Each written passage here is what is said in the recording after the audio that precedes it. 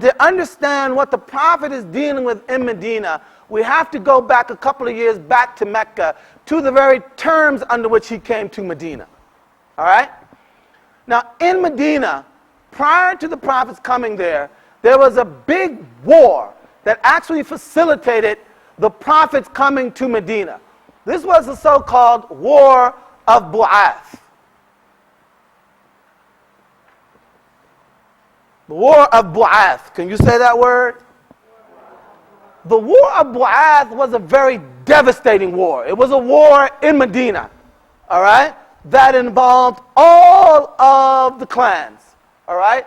Even the Jews from a distance were sort of dragged in terms of financing certain parties, if not actually participating in the war. It was devastating, okay? And again, remember, we have land as the basis of our wealth. When you have wars, what happens?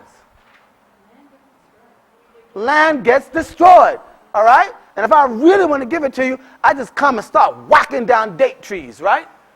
That take decades, you know, to grow back. I mean, I'm devastating you, right?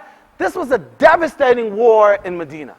And it really put the city in a state almost of panic, all right? Because on the one hand, it recognizes, look, we can't afford any more of these wars, all right?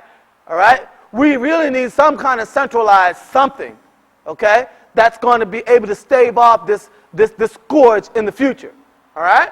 At the same time, however, we cannot afford to put any of ourselves up because that tips the balance of power, okay? I mean, you end up with a sort of anti-federalist sentiment, all right, in Medina, okay? When this small band of Madinese come to the pilgrimage and meet with the Prophet, and a small cadre of them embrace Islam, all right? They also invite him back to Medina to serve as arbiter in these disputes, all right? Now, this sounds a little crazy again from our own tempocentric perspective.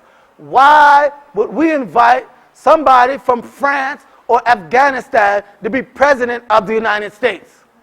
Why would we do something stupid like that, right? But again, we're not talking about a nation state.